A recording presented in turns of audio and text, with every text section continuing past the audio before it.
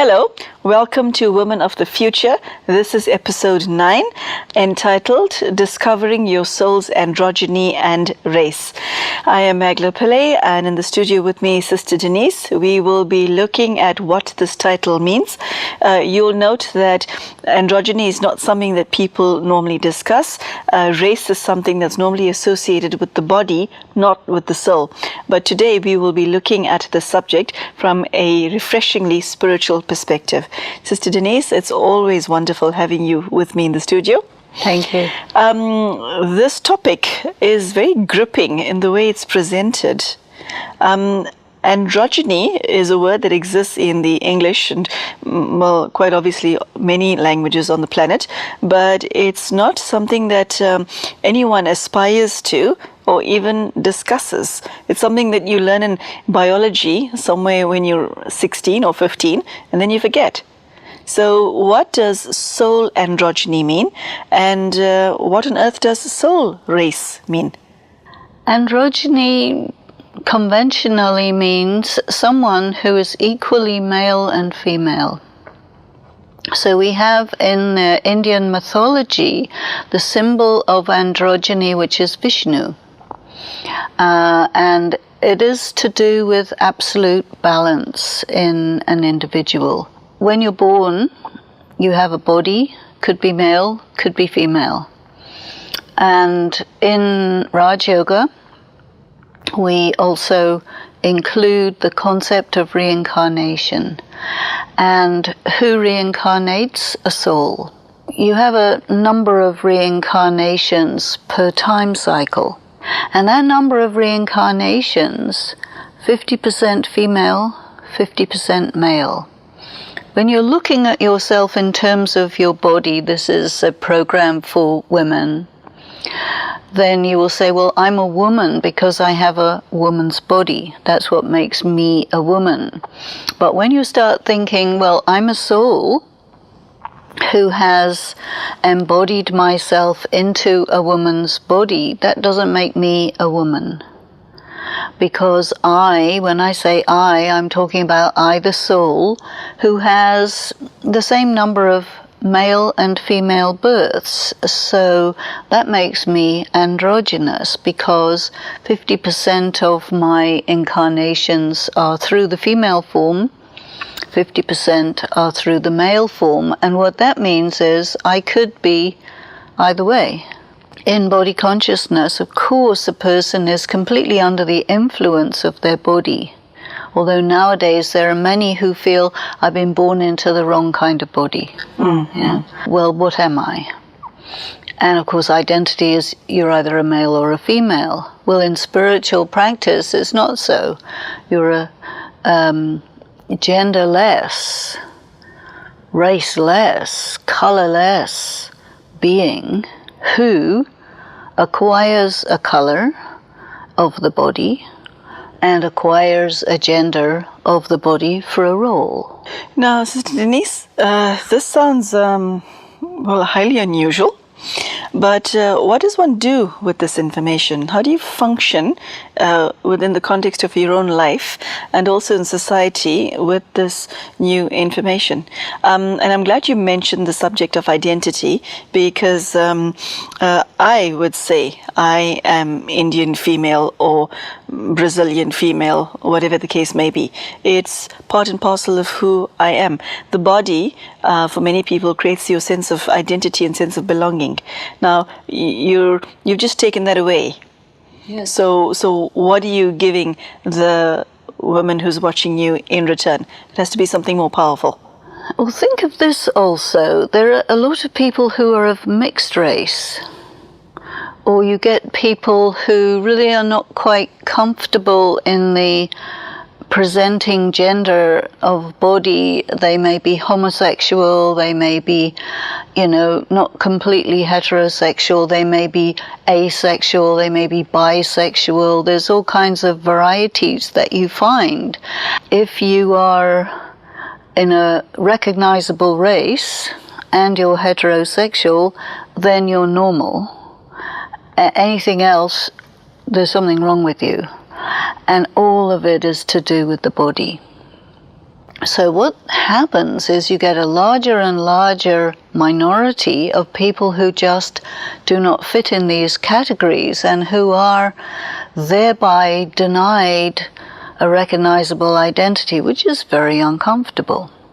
But when we take it totally away, and you say, okay, I am deeply inside, I'm a genderless, colorless being of light, a being with consciousness, who have incarnated into a body, which is like a costume, to play a role. So that's a different type of identity altogether. Sister Denise, I'd like to interrupt you there. When you're talking about androgyny, are you including in that someone's sexuality, their sexual identity? You'll find a lot of people identifying with sexuality by saying, I'm John, I'm gay, or I'm Michael, but I'm straight, and my brother's gay. So my point is that people identify with their sexuality. Now, you mentioned androgyny, you're mentioning Vishnu, the one with the four-armed image. How does sexuality fit into this picture? Sexuality is a reproduction thing, and it has become an identity thing. What we're trying to do here is say, okay, who am I? What am I? And when you start asking yourself questions like that, you're moving more and more away from your biology to your actual self, which is not a biological thing. Your actual self is a spiritual thing. That's a very fresh and new perspective on one's identity. The connection, Sister Denise, between the soul and the body is a very deep one. And even with that understanding that you're a spiritual being having a human experience, one is still inclined to think that this is part of who I am. Maybe not all of who I am, but a very important part of who I am. I would even question, you're a spiritual being having a human experience. I would even question that. I would probably say, I'm a human soul having an experience in the world of matter.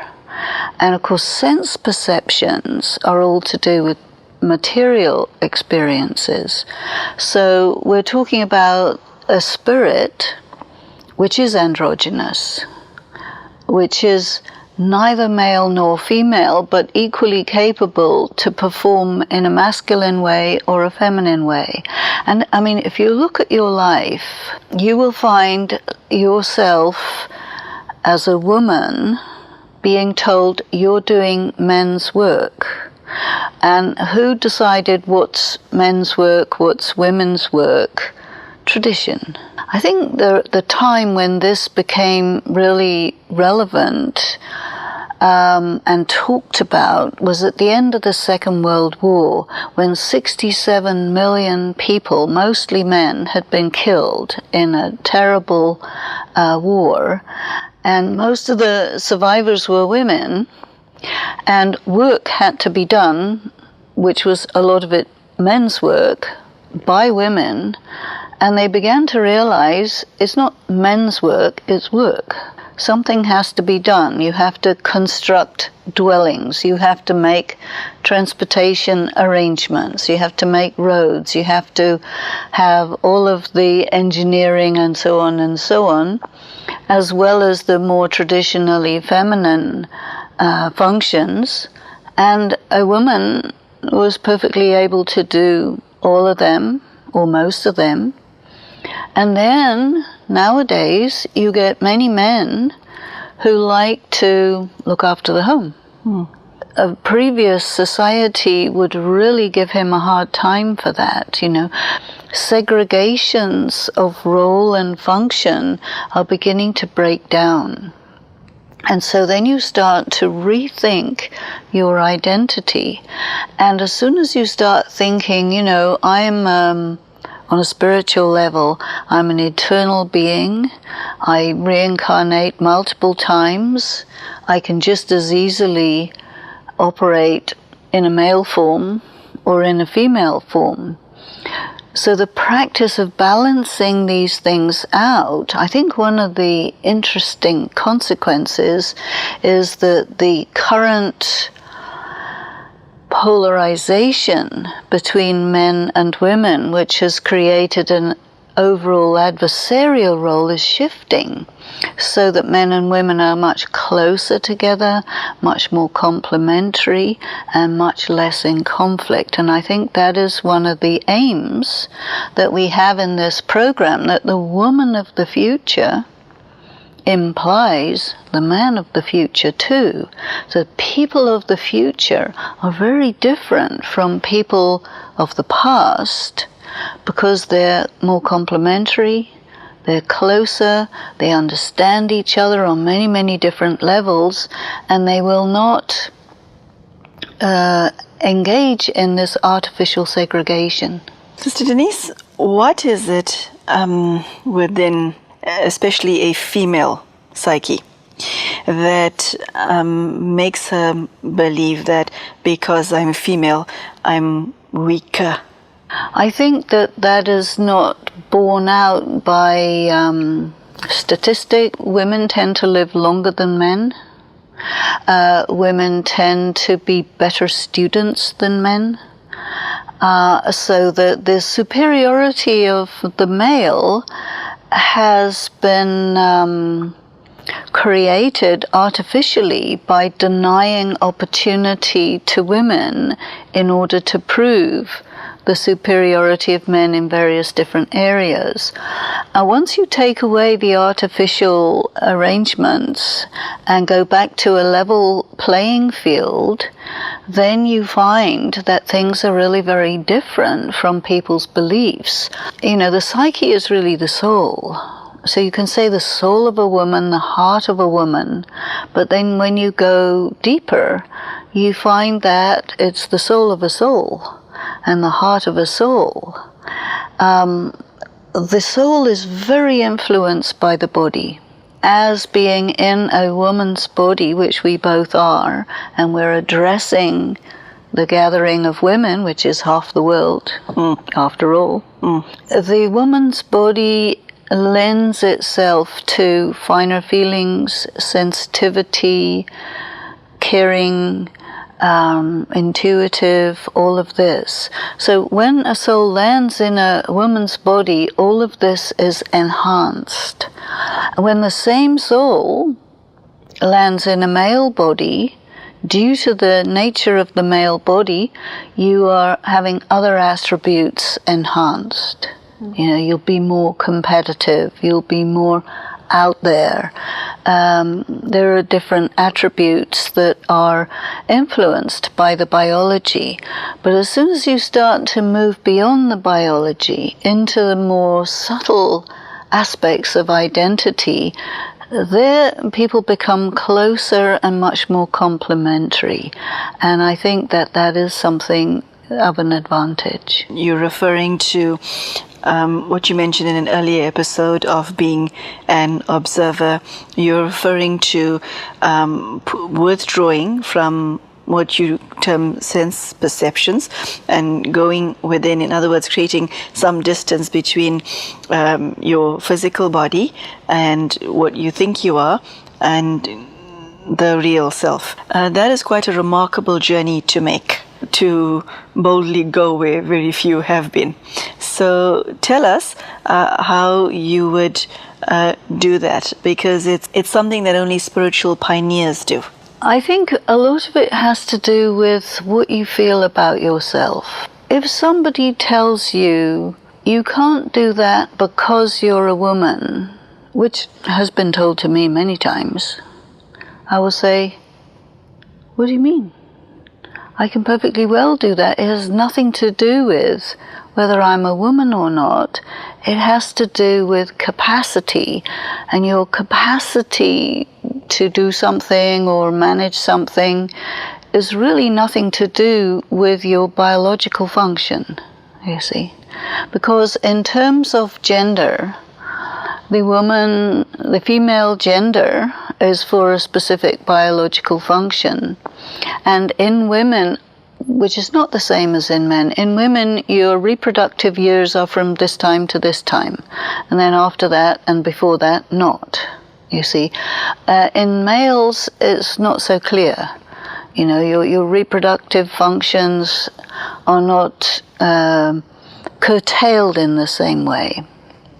And so therefore I think the male is likely to identify with his body probably more than the female, because the female is very used to being independent of biological functions. Especially I think in your later years as a woman, you're much less categorized by your biology because it's no longer relevant. At some point in the series, we'll be looking at the crone, which is a very, very interesting idea, because the crone is the elder woman, the very, very old woman who is the embodiment of wisdom and who is a leader, you know, but is female.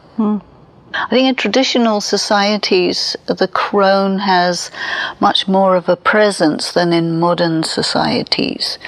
But it's very, very interesting to take a look at the different functions of the feminine at different times of life and in different historical periods also. Crone is also connected with magic and this type of thing. Magic not as a negative thing, but magic as, you know, you go into the very, very subtle spiritual powers which sometimes people are very afraid of because they associate it with negativity. But it's to do with sustaining the energies of the world and keeping everything balanced and in order and so on. Yes, Denise, I've seen this so many times that if you get an individual who identifies fully with their particular race that they're born into, or identifies fully with their body and thinks that that is all that I am, there's nothing but sorrow there. Why is that? And why do people not get it? There's a false perception to think that I am my body or I am my race. There's a lot of pain and sorrow attached to that, but why do women not get the link between the two? Well, it's socialization, it's education, it's the media, it's politics, it's so many of these things, you know. And what I have found is people who travel a great deal, people who have friends who are of different cultures, different races, many different styles of people that there are, as their horizon broadens, they start to become more like world citizens, and they start to cross beyond those artificial boundaries. So you have a much more universal perspective, and you stop seeing body color and gender and whatever. You start seeing the inner being and relating to the inner being. You start activating the eye of the mind, the eye of the intellect, which is sometimes called the third eye, and that you're not limited by only sense perception. Yes.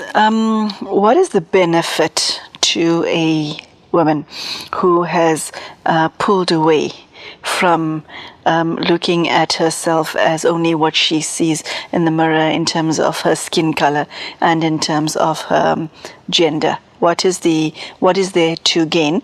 How does one maintain a balance between understanding your androgyny and still respecting the fact that you're in a female body? And how do you respect your physical attributes and yet go to one's depths, as you just described? You're not limited by it. You see, you wouldn't say, well, I can't do this because I'm a woman. You will say, yes, I'm a woman, and I can do this, this, this, this, and still respecting that your form, your costume is female. You'll present yourself how you want to present yourself in that way, There's no point in trying to be a male if you're a female. That's ridiculous. Doesn't work. People tried, didn't work. But it's a question of not being limited by it. This is your carriage. This is what carries you into the drama of life and how you handle different situations and so on. When you're limited by stereotyping, which is artificial, then it's like sabotaging yourself. In a previous episode, you mentioned that there are no female classical composers, which is bizarre because women have enough, if not more, creativity than men. Do certain characteristics come naturally to you if you're in a particular gender? Not necessarily, and I don't think it's true to say that there are no female classical composers. There are, but they tend to get sidelined or their names deleted. On the one hand, the women have to be far, far better than men in different areas because the setup is stacked against them.